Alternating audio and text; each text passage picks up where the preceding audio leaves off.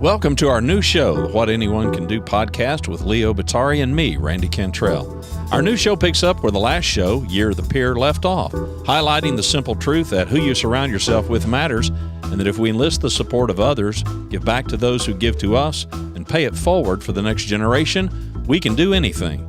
Author and keynote speaker Leo Batari and I will interview a diverse group of thought leaders who will share stories and insights that will help you succeed in business and in life. How? By doing the things anyone can do, but most of us never will.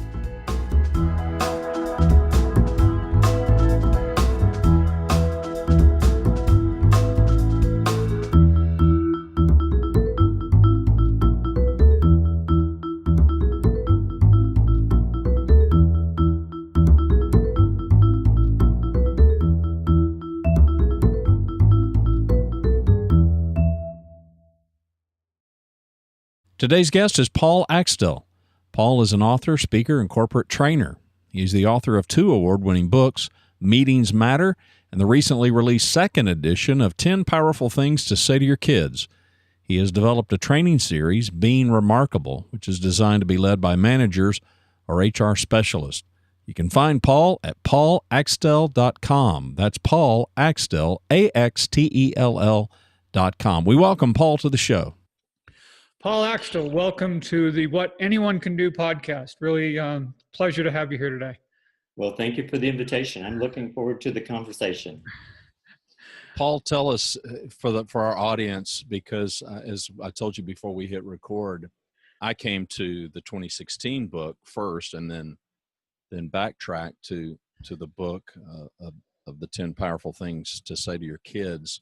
Give us a short description or tell us a story that the audience, to give them some context of who and what you are.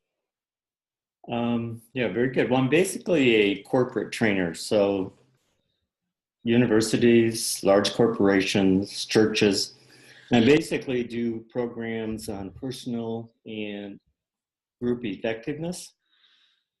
If you look at the questions that you get in every class, they fall into 2 camps. What can we do about the meetings in this organization? And can you make me a better dad, better mom? So questions, when you ask people, what do you want to know about? Those are the 2 themes. So I simply took the ideas from individual and group effectiveness, so let's map it onto meetings and let's map it onto being a parent. So that's pretty much the source of it. Well, the tagline of your website is designing conversations that work, which we love and is congruent with what Leo and I are talking about on this podcast. But I mean, what led you down that path? What got you into that kind of work? Well, if I kind of look at a core competency, I love design. So I got raised with Sherlock Holmes and chess. I like designing bonsai gardens, decks, courses, and conversations. And for a long time, I was always been working on myself too. My mother was scared of everything in life, and consequently, I grew up scared. So I was always kind of working on myself as a human being. And early in my career, I didn't speak. And I finally was forced to either speak in meetings or I was going to be fired. It's a wonderful story. I tell it in most classes. So then I started working on problem solving and decision making training classes as a way to confront my own lack of comfort in front of a group. If you start to think about it, any conversation would be better with a little bit of setup, some path for the conversation, and then closure. So that's pretty much how I got there. I raised not to speak. Then I just realized, okay, not only do you have to speak, but you have to speak with impact. Later on, I found out that listening is pretty much the most important piece. If nobody's paying attention, your speaking doesn't make any difference. And unless people have been trained, you will not run into a powerful listener out in the world. It just doesn't happen. That is so true. As we mentioned too, we talked a little bit, of course, before we got on here today. We talked with a bunch of people last year on our Year of the Peer podcast, and it's some great guests. Conversations, obviously a big part of it. But one of the things that happened in that podcast last year was we expanded the conversation from peers to this whole big circle of people who surround us. And it's our parents, our teachers, and all that.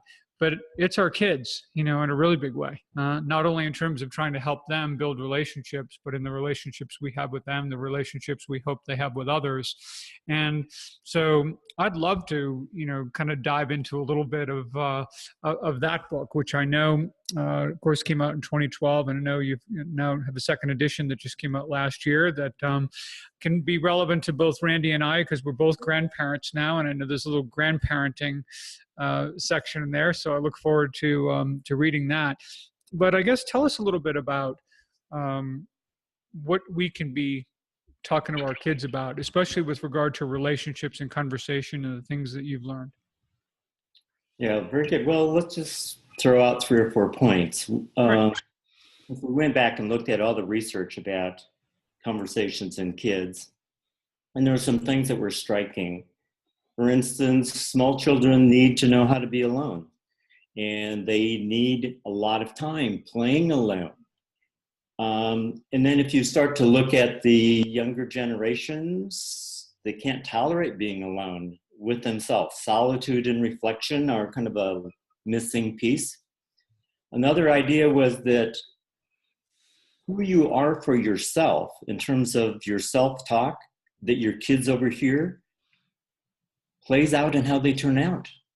So then you can start to say, okay, what am I muttering to myself and what am I saying to myself? And I'm a golfer. Of course, you see a lot of people who say things to themselves they would never say to you. Or if you did, you'd straighten them out,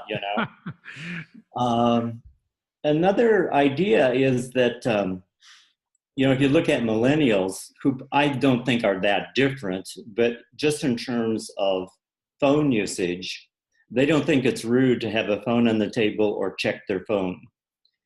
In fact, they have a rule of 3, which is if they're out in a group and if at least 3 people are paying attention to whoever's speaking, then you have the freedom to check your phone. So they kind of know that paying attention matters, but not everybody has to pay attention.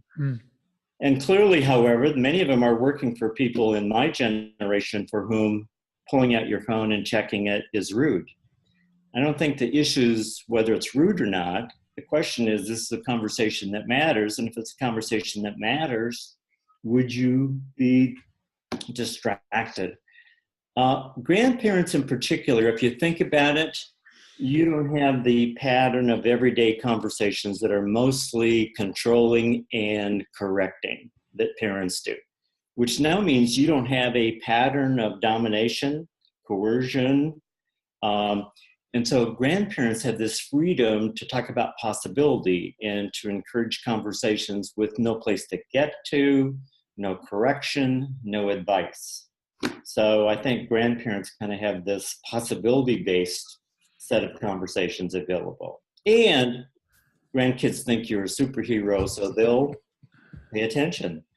2 things I've always felt about that. I always felt that, when we go through the arc of life, we see the world in a certain way as kids, and we probably basically screw it up as adults, only to get to a place as we get older where I think kids are kind of born of innocence, and the grandparents, I think, are informed by a bit of wisdom, and that those 2 things kind of really come together. Which is why I would imagine that some of that relationship, is what it is. But the point you bring up in the book, which I really love, and I don't recall now what the percentages were, but the number of times a little kid hears no versus yes when they're growing up. And tell us a little bit about that and the impact that has on a kid and how they see themselves and how they see what they can do in the world.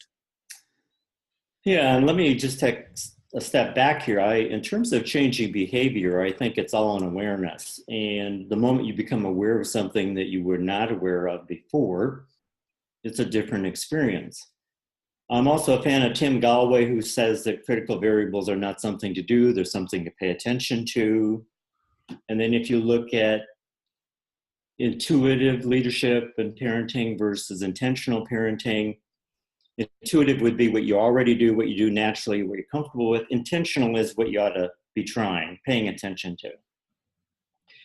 Well, if you actually, that book started, I had a participant, a young woman, bring to me the 30 statements kids hear most in life. Number one answer for playing Family Feud would be no. How many times do I have to tell you? Why can't you be more like your brother? Turn the radio down, put down your smartphone, whatever that would be, but they're all negative.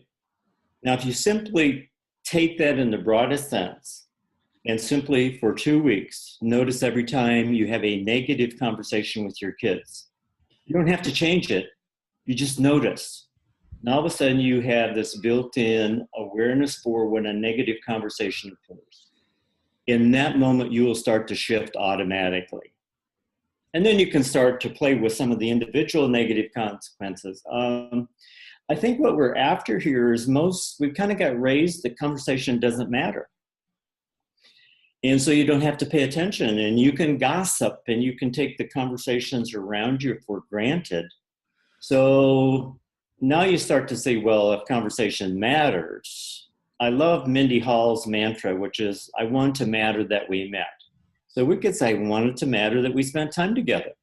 Well, if you simply as a grandparent sit down with this grandchild and said, okay, I want it to matter that we spend this time together, you won't have a device in your lap.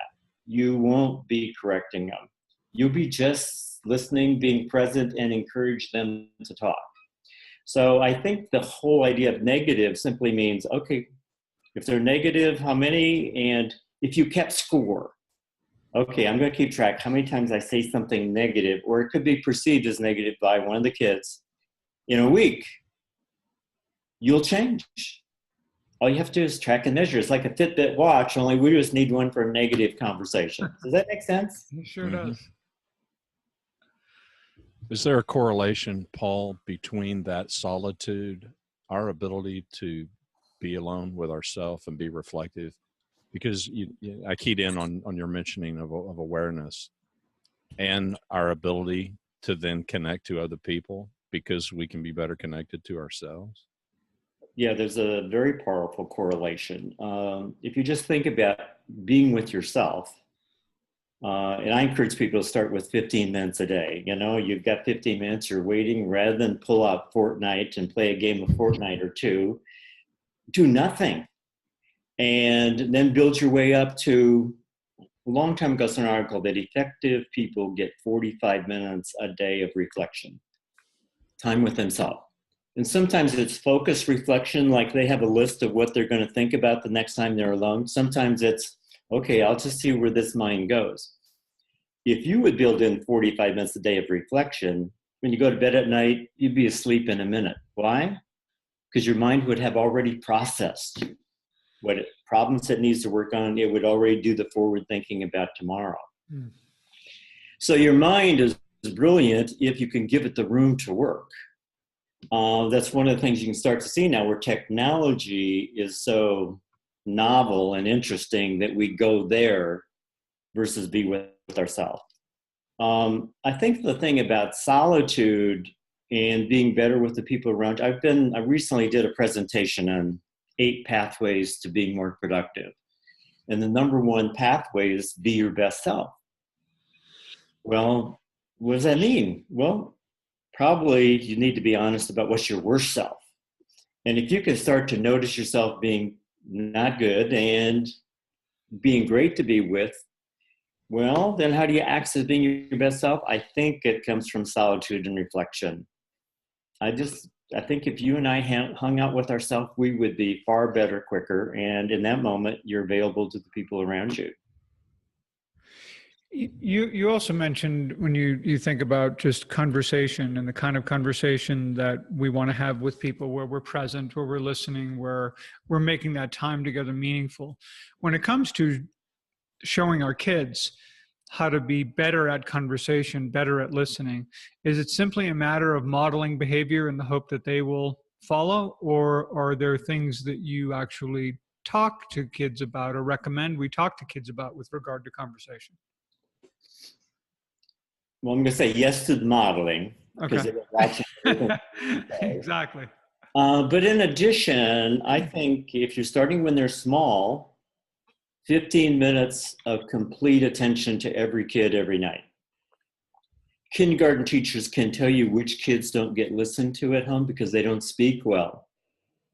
Why? Because it takes practice to speak, just like walking and riding a bike. But the only way you get that practice is if you can speak at length without any help in a conversation. So that'd be one thing. When they're small, they got stories to tell. And I think storytelling is something we've lost track of. Grandparents should be storytellers. This is a way that you kind of help people remember the past, get in touch with the past. It's a way to transfer values.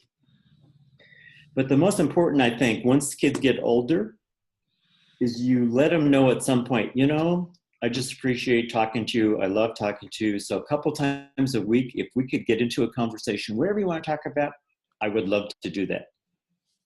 That's the first part. Let them know you want it. They just need to have it in their awareness. Mom wants to talk with me once in a while. Then the second point, when they do talk, stay out of the conversation. You know, be present, but do not add to the conversation. Don't ask a lot of questions, just kind of hang out there. And then after the fact, maybe the next day, you simply mark the great conversation you had by saying, I just appreciate the conversation we had last night. Thank you. So they get the, hey, I want this. B, when they do it, they've got your total attention and presence. And then after the fact, mark it. I think that would be a model that would make a difference. You know, one of the things that I did in the book, What Anyone Can Do, and I threw it out there to be kind of purposely provocative about it, but I suggested that maybe some of the worst advice we ever got from our parents was that we can't or should certainly avoid at all cost conversations about politics and religion with others, with the idea that when we do that, and because we are taught that, those conversations never becomes possible that those conversations are opportunities for learning. Why are you a Republican or Democrat? Why do you believe in what you do? What's your faith? From a sheer learning perspective, not from a judging, arguing, defensive kind of thing that we are kind of set up as young people, where we can't have those kinds of conversations in the way that I would imagine could be just very powerful learning opportunities. And instead, we don't get to go there. And I think over time, unfortunately, I'm not sure we've gotten better at conversation. I think in some respects, we're getting worse, particularly as the country becomes more politically divided. When I hear about Thanksgiving dinners that have to have ground rules before people, you know, I mean, so I'd love to get some of your thoughts around that and how we can be better at really listening for learning and understanding as opposed for arguing and debate and kind of positional, you know, type of conflict. Wow. Well, I think people are missing some ideas. And one of the ways is the way your mind is wired up to automatically assess and judge everyone and everything in front of it. It's what allows you to drive 10 miles without noticing any of those turns. That's how fast your mind is assessing and judging. Also means we're appearance biased. The same mechanism that lets us drive now means we make up stuff about anybody we see. It's why going to the county fair is so interesting, because it's great food and people watching. Sure. So it means your mind is judgmental, and it tends to have a negative judgment unless you and I have a relationship and we're connected. So that's one idea. The second idea is I don't think you and I should share any opinions unless those are grounded opinions, informed opinions, researched opinions. Like if you had a serious illness and you went to the Mayo Clinic, if it was really serious, at the end they would say, and you should get a second opinion. So even though they have research-based, highly informed opinions, they know it's not the truth, and somebody else might see it differently. So the swap of opinions is mostly an entertainment thing. I was recently we're actually celebrating the launch of the parenting book the second time, and there was about 12 guests. amazing people. But at some point, they started trashing the president. After about 20 minutes, I mean, it was animated. The host says, Paul, you haven't been in this conversation yet. What's going on? And I said, well, if you look at who we got in the room, we're having a conversation that's not worth having. We got brilliant people in many fields in the room, and I would love to hear about their research and what they're doing. We're having a conversation that's simply not worth having. But I'm like everybody else. If I hadn't been asked directly about why I'm not participating, I would have wrote it out. Mm. So I think we think that our opinions matter when they don't, and we are not very good at asking questions that get you to go deeper. Like, I love the question, what's your story? How did you get to where you are? I'm curious. So we've not been well trained on how do you get people to open up about their background in a way that would be fascinating. And I guess we don't always trust that the question comes from a place of curiosity or a place of caring and understanding. We kind of get our back up a little bit about what are they really trying to get at here. And we're not always trustful of that, maybe sometimes. But well, I think it's more that our past experiences, people ask us questions with no intention behind it to stay in the conversation long enough where we could get somewhere. Sure. Right. There's definitely that too. Yeah, great. Randy. Well, he teed it up because I've been wanting to ask about so you being compelled to put yourself out there and speak publicly, and you not being comfortable to do that. How did you overcome that? Well, I think so. I train maybe 1,000 people a year. Sometimes I just did a presentation to 2,400 people. I don't like being in front of a group. That's not my preference in life. I'm quiet and reflective, but you can get really good at something that you don't like to do. And in fact, that's why I think we shouldn't tell people to follow their passion. No, get good at something and you'll get interested in it and you'll enjoy it. But I got hired. I'm a chemical engineer by training. If you can think of the nerdiest, shyest engineer you ever saw, that was me. But I went to work for Monsanto, and I was there maybe 5 weeks, and my boss, who's Kurt Frank, came into my office on a Friday night and said, Paul, quick conversation before the weekend. I've been in 15 meetings with you. So far, you haven't spoken yet.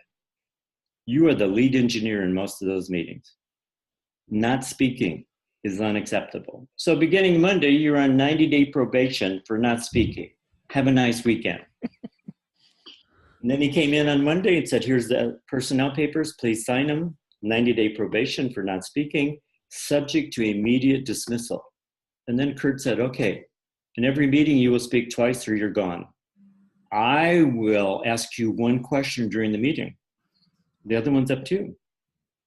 So he's the first person, even though I knew that I didn't speak, that it didn't work in life, he's the first person who had me get it. And I think anybody each of you could say, who put you in your chair? Somebody put you in their chair by giving you feedback that you needed to get. It was like a flaw that was going to derail your career, but somebody's got to care enough about you to say, no, not here. And if you think about meetings, if you look at broad participation, so Google decided two things, high-performing teams, broad participation and psychological safety. But how are you going to get broad participation when most people in this country walk into the room with a background thought, which is, I don't have to speak if I don't feel like it. Now we're going to compound that. We're going to tell the leaders of meetings, don't call in anybody because it might be embarrassing. How's that working? You have no chance. You have no chance. Right. So people have got to identify it as something they need to get to work on. And usually that means somebody they respect has got to say, don't do it. That's unacceptable. you've got to find a way to overcome this. I mean, I think people change dramatically if they once get, there's a cost here. Yeah, but what a great boss to have to be able to provide that for you. I mean, look at the trajectory of your whole career. Yeah, we wouldn't be having this conversation for sure. Yeah. Interesting. And you knew his intent. I mean, you clearly, it seems to me, had a relationship where you knew his intent wasn't to fire you, but it was to force you to an uncomfortable. Well, you know, or did you? No, I don't know. See, he, at that time, he was just a jerk. No. Yeah, I think when you get this was an awesome guy. See, don't make stuff up. See, that's the other thing people do. They make up stuff. That's right. Finish. Yeah. So don't make up stuff for your grandkids. Just kind of wait to see where they go. Yeah, well said. Good point. Yeah, but when he hired a new person, he said, I had 6 months and then I'm going to decide whether we keep you for 20 years or not. So you get 6 months, and if I don't really want you for 20 years, we're going to find a way for you to go somewhere else. So his mindset was, and he's going to confront anything that doesn't work. But he was a gentle soul, actually. That's a good story. I like it. Go ahead, Leo. No, I think it's an amazing story. I think it speaks to, we had Angela Myers on our show actually a few times, who gets into this whole issue of mattering and how much we need to understand how much I matter in any conversation, in any meeting or whatever, and that your voice matters. And I think what you were being told by your boss is that as the lead engineer, your voice matters a lot, you know, in that situation, that room, and that people are looking to you in a way that we're not always willing to own up to at certain parts of our life. And once we can accept that I matter and that my voice matters, you know, it's really powerful. And clearly you've been able to take that to a whole different level for sure. And think about now the number of people that benefit from that voice, from the talks you give, from the books you write, for, you know, all of the things that have been the ripple effect of much more than just speaking in those meetings at that company at a particular time, but the way that's played out for you in your life is rather extraordinary. So, you know, we're all grateful for that. Yeah, I was working in Miami this week, and people who are working on all of South America, and there's a gentleman, maybe 60. We do a listening exercise, and the point being that if you listen, don't ask questions, don't reassure. If you just are present and you listen, people will keep going and they'll peel the onion. So the graphic is they've got layer and layer, and if you don't interact with what they say, you just kind of hear it and get it. They keep going. And the gentleman came in and says, you know, my son, we're not very close because we don't talk much, but he called last night, and I remembered, don't ask him any questions, just kind of mutter or whatever I do. And he talked for 3 hours straight. He says, I just peeled the onion by listening and doing nothing else. It's like, wow. You know, I said, you know, you just made my trip down here. You know, I saw a great T-shirt that this guy was wearing at the airport just a few weeks ago, and it says, my wife says I have two flaws. One, I don't listen, and I forget the other one. Yeah. So there you go. There you go. Listening matters. Right. Paul, in your parenting book, which I have to confess I've not read, but I'm really anxious to read, especially the second edition, because of the grandparenting parts in it. Talk to us a little bit about empathy, especially as it relates to these little people in our life, and how our communication with them, or what have you learned, or what do you believe to be true as it relates to maybe our ability to help the little people in our life be more empathetic? Well, we're going to have a politically incorrect conversation here for a second. That's all right. Because some people don't believe there are gender differences, but I actually think there are 11 very powerful gender differences. And one of them is we raise little boys to play and compete, and we raise little girls to train and nurture. Now, clearly there are exceptions, but if you're raising little boys to play and compete, they don't end up with empathy. Empathy requires listening to somebody at length. Also, when kids are small, they can't comprehend some of the abstract ideas like, I'm sorry. A 5-year-old has no idea of what you mean when you say, well, tell them you're sorry.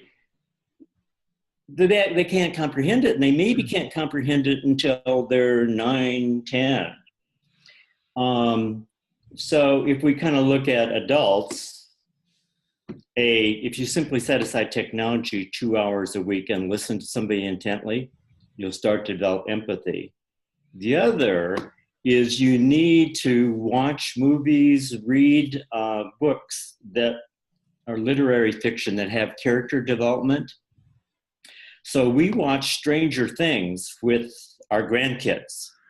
Why? Because the characters are developed over time. Game of Thrones is like that too. They're rich in character development. If you think about it, you learn that people are complicated and they're complex, and they can be good in this moment and not so good in this moment. So that whole notion of kids, how do they get exposure to different kinds of people? But probably they need a set of conversations starting at about 8, which is, okay, how do you think that made them feel? Did you see what the other options are? But then we just need to train men to slow down, pay attention, quit multitasking, get your kids to talk. And when your kids say, how was work today, Dad? Say, okay, let me tell you 3 or 4 things that happened at work today.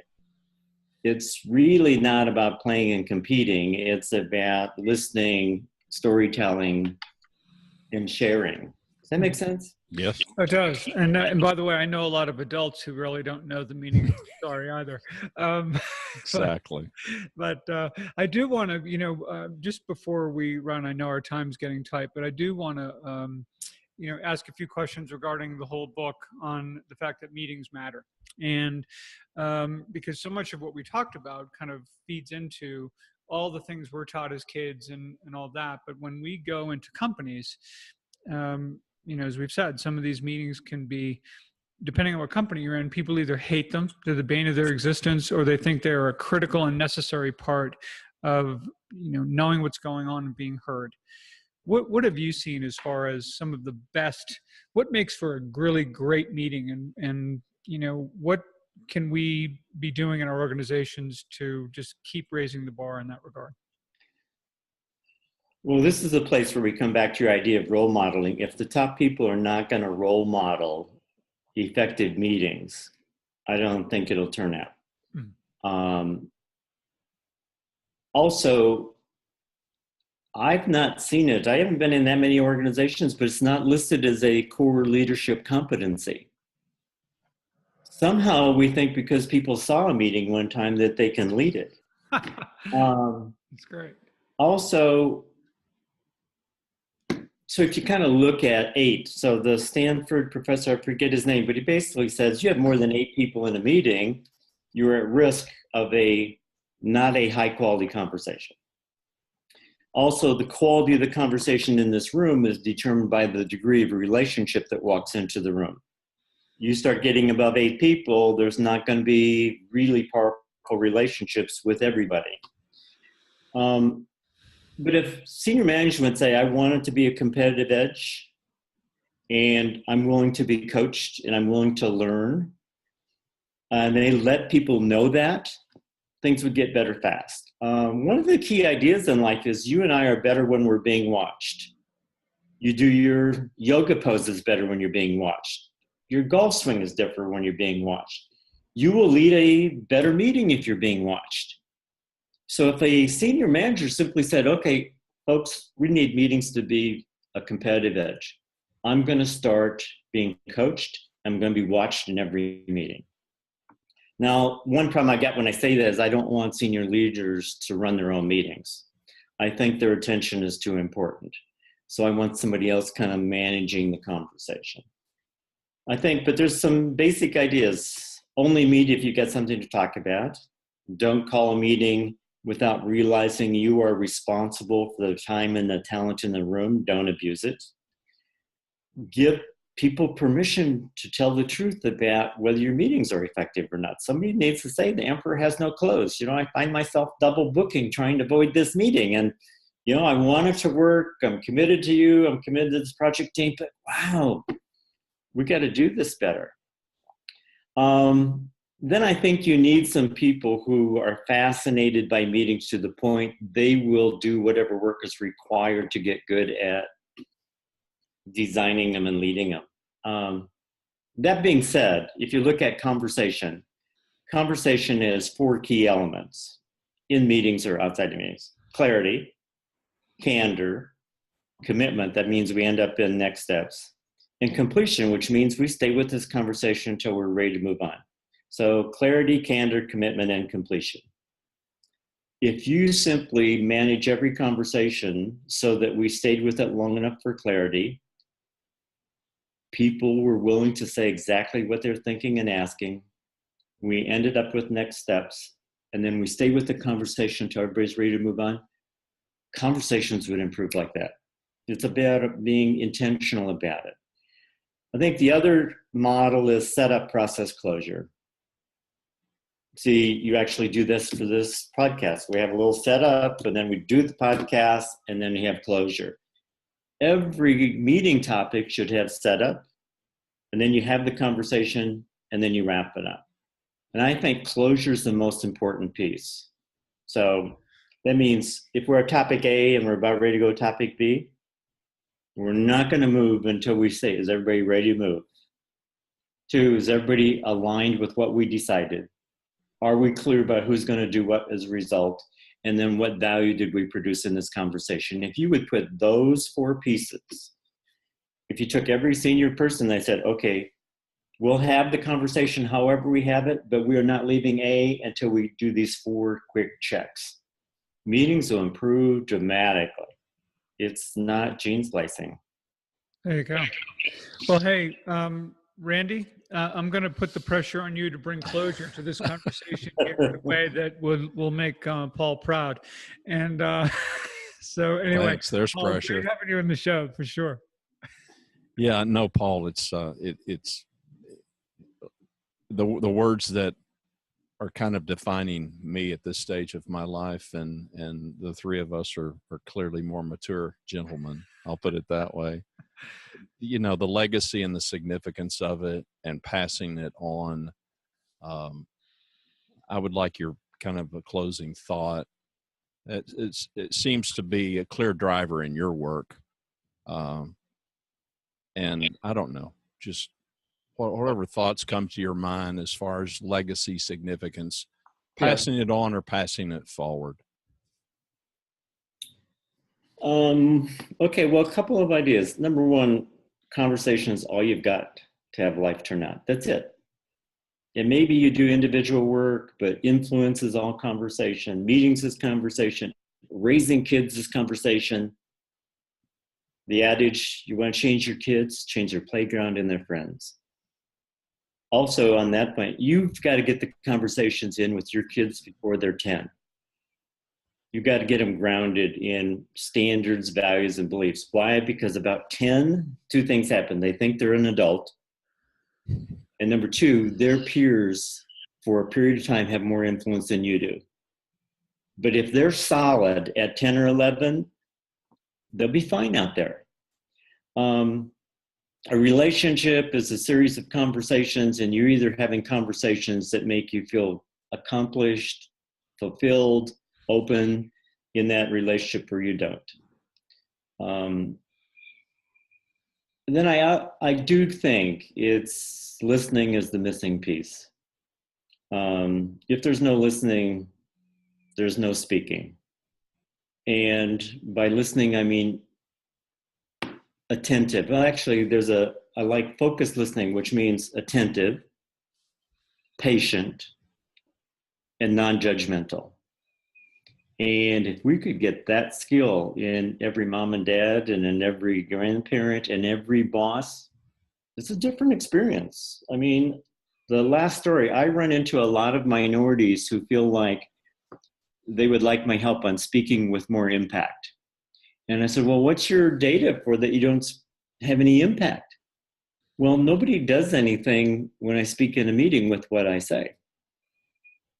And yes, sometimes there's something they should do to have more impact, but I really say, it's not got anything to do with the minority. Nobody's listening to anybody in meetings. Nobody's paying attention to anybody. So everybody feels like they really don't have any impact. You just tend to make it a bigger deal because you're a minority. If you could get listening present, people would be profoundly moved. I like engagement. It's a matter of being asked and then listened to. Grandparents, ask your kids to tell you about what they're going on and then listen to it. Yeah. Pretty straightforward, but it's one of those things I think it's missing. People just don't say that. What are the set of conversations you're putting in the world, and are they worth having? Well, in the digital age, we're headline readers, right? I mean, we just read the clickbait and move on and make our judgments from there. Yeah, and we think that the clickbait is what's in the article, but it's a little bit like a PowerPoint. Just because there's 4 lines and 6 words on each line, you have no idea about the 5 hours of thinking that's behind that slide. Yeah. Yeah, I'll tell you one more story. And we were coming out of a grill going to our hotel, which is right across the parking lot. We like to go to this grill, we can have a couple drinks and get home safely. Here comes a group of people, 5 or 6, all adults. Right behind them is a boy about 7 and a highway patrolman. Just as we get alongside the boy, he turns to the patrolman and says, "My dad is super fast." And the patrolman was awesome. He says, "Wow, your dad is super fast. Does he have a fast car?" "Oh, he does. He has the fastest car ever." And this kid was just beaming. So then Cindy and I are walking back and we said, okay, this kid has a superhero for a dad. Unquestioned. But there's a good chance that dad is only talking to that kid about sports. Yeah. Here's the time when that dad can teach that kid how to be in the world, how to treat women in the world, how to treat men in the world, what it means to sympathize and empathize with somebody. And there's a good chance he's talking about fishing, hunting, or sports. We got to get that across somehow. Yeah, good point. Thanks for the conversation, Paul. It was great having you. You're welcome. I appreciate the invitation very much. Yeah, and I just think one more thing. Maybe, Paul, let us know, let our listeners know where they can find more about you and your work. Well, there's a website, paulaxtell.com. You can get both of the books on Amazon. I have a pretty good LinkedIn following, and I'm a curator of the content. So if you follow me, I'm not going to waste your time. I just see myself as a content source on productivity, relationships, and conversation. So that's another possibility. Yeah, and I can attest to that. I've been following you for a while on LinkedIn. Good stuff. Good. Thanks, Paul. You're welcome. All right. Have a great day. Thank you.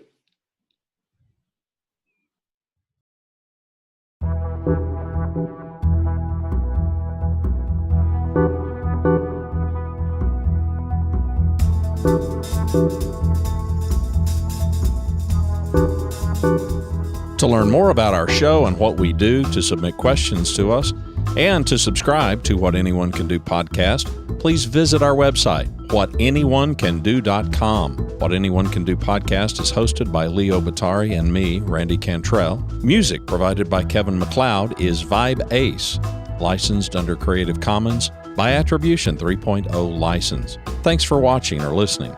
We hope you'll share the podcast.